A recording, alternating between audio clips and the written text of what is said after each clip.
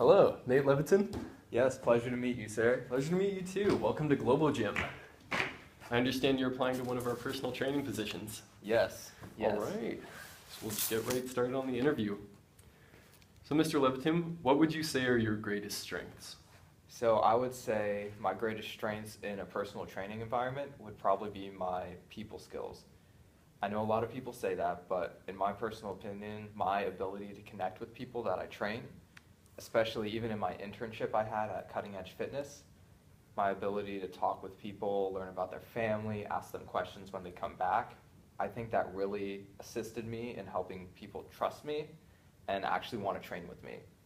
Additionally, my ability to connect with people about like their personal fitness goals and what they want to do diet-wise, I think my ability to talk with people really helps them open up a little bit more about like what they're doing diet-wise, what they do at home.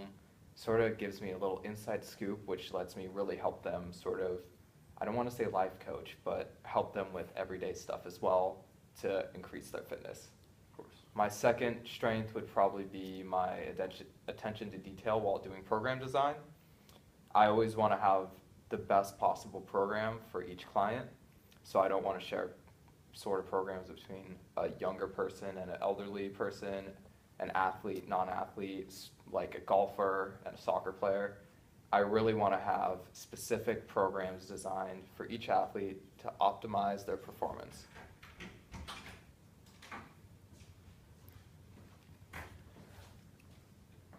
All right, thank you very much. What would you say is your greatest weakness? I would say my greatest weakness is probably my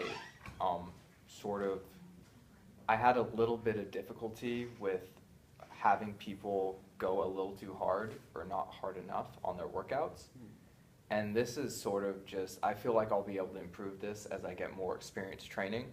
But during my internship, I often struggled with having some people who weren't as sort of verbally communicative.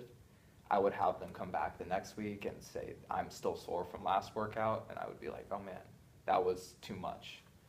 Or I'll have them come back next week and let me know, like, you weren't pushing me hard enough, and that they want me to have them do more reps, more sets of other stuff, which is also, I should be asking more of, like, are you comfortable doing another set? Are you comfortable going up in weight? Is this difficult enough for you? And then that'll come with experience as well, as I get more used to, like, each person and being able to gauge where they're at just by, like, body language. So that is one thing I hope to improve on as I work at Global Gym. Excellent. All right. Could you describe a time you had to go above and beyond while providing patient care? All right, so a time I went above and beyond providing patient care was during my internship at a pool physical therapy place. So my ability to provide the physical therapist with an additional set of hands really helped, and also since I was there every summer, I was able to gain the trust from the PTs and also from the parents and families of the patients there, so I could actually be hands-on. So we had more therapy options, such as the therapist could be controlling the patient from the hips, and I could help stretch their arms or help them walk, which would be basically impossible to do with just a therapist. Or the therapist could hold them from below and float them, and I could do stretches on their upper body and legs.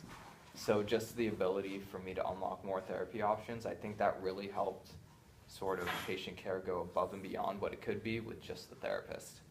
And one sort of indicator that I really liked was some of the parents and families were actually requesting me to be there when their patient came in, it made me feel really good because it shows that I was able to sort of help with their therapy, which is why I wanted to be there in the first place. Great. All right, Mr. Leviton. Tell me a little bit about what you like to do outside of work. All right, so my main hobbies are, of course, for a personal training job, I do lift weights and work out. I do cardio and other stuff on the side, which I think is a given. I really enjoy playing drums and even making music on my computer. I've always been really into music and the process of making music. I'd say I almost am always listening to music if I have the option. Another one of my hobbies is I do game a little bit. I find it's a good way to connect with old friends who are out of state.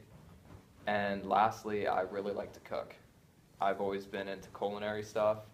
I always like sort of getting in the kitchen and saying, I'm going to make this, not really following a recipe and sort of winging it. So just learning that way. Right. Excellent. All right. Could you describe a time you had to work through adversity in the workplace?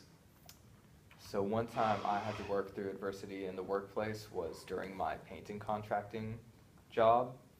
My boss often would leave to sort of look at another house and give them a bit of what we could do for it, or he would just sometimes not come in some days. And so my response to that is I would try to go above and beyond every day. I would let him know, like, I want to come in early, I want to leave late, I want to get this project done as soon as possible and done as well as possible.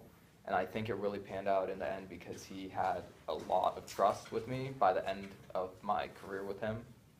And he would let me just go paint full houses myself. And I think that's a pretty big achievement, is just gaining my boss's trust enough so that he can think I could be an independent painter. And he even expanded and let me he gave me a bunch of advice on how to run a business and everything, which I think that's a pretty big achievement. Excellent. So it sounds like you've worked in a rehabilitative setting. So could you tell me a little bit how you might adapt to working with a client with mental or communication handicaps? All right. So in the pool physical therapy, like I said before, a lot of our patients had sort of communicative or mental handicaps. And one of the main things that I observed that really helped this, that I want to implement, is at first, at consultation, you sort of establish a base level of what works for communication. Do they use American Sign Language? Are they somewhat verbal? Can they understand you? How do they react to touch? Stuff like that. And then from then, I will sort of work with them to create a set of norms that we go by. So they do something I don't like, that's not okay. And I'll be very consistent with that so they know exactly what I want. And then I'll try to take what they want and implement that into my exercises and workouts I put them through, especially in patient care, and try to make them as fun for them as possible. Because especially with people with handicaps, it's very difficult to tell them this is going to help you in the future. This therapy is going to make you be able to walk in a year. They can't really understand that sometimes. So the ability to make stuff into games, make it seem fun, competition, anything that makes it easier for them is really helpful. All right, great. Sort of working along those lines, how do you think you might approach a client that struggles with motivation? So in the gym, motivation is sometimes an issue. We have, at the gym I interned at, we had a few clients where they didn't even want to be there, but their doctor sort of said, you need to start working out or you're going to sort of have a lot of health complications down the road. Mm-hmm. So with that sort of client, there's two sides that I really want to emphasize for them. So first of all, I want to try to make my workouts seem like, first of all, I'm not killing them. I'm not making them hate every minute of the workout. And I want to implement some fun and games and even competition, anything to get them motivated and having fun. Everybody is innately competitive, so anything I can do to make them sort of compete, I think that will help a lot.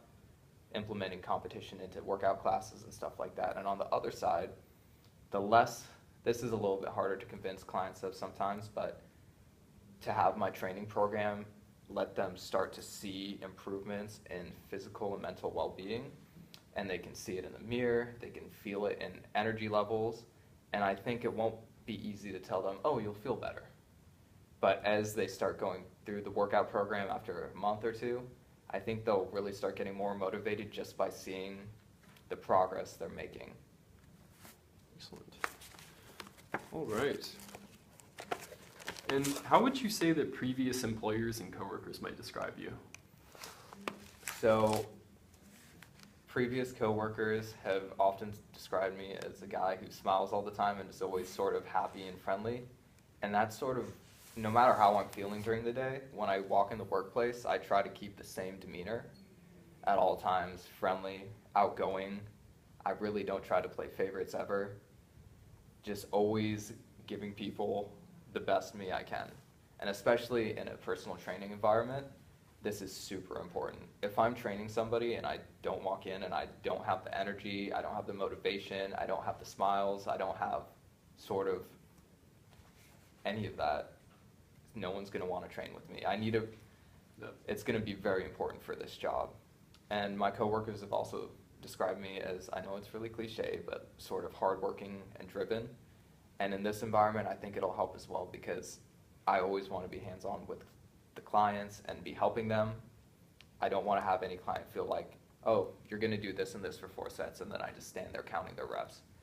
I want to be engaged. I want them to feel like I'm engaged with them, and I just want to be as there for them as possible. All right, great. Thank you, Mr. Leviton. Before you leave, do you have any questions for me? Yes. What is your scheduling and availability like for this training job? Well, we typically have our clients sign up on a roster, so you can list your availability online, and they can either specifically sign up for you, or you can pick them from that roster. Sort of here, you are determining your own schedule. Okay. We do try to give you consistent hours, and we'll work through it as we keep going. All right, sounds good. And also, do we do any dietitian consulting? Because I am planning on getting certified in that, and I would really love to add that to sort of my repertoire of stuff I do at your gym. Oh, that's incredible. That's actually something we're starting to implement in our gym. We haven't fully, officially, don't have a dietitian as of at the moment. We're not certified for that, but we hopefully will be in the future. Yeah. Well, if I do get hired, I would love to help implement that into your gym. That sounds great. All right. Thank you for coming in. Thank you, sir.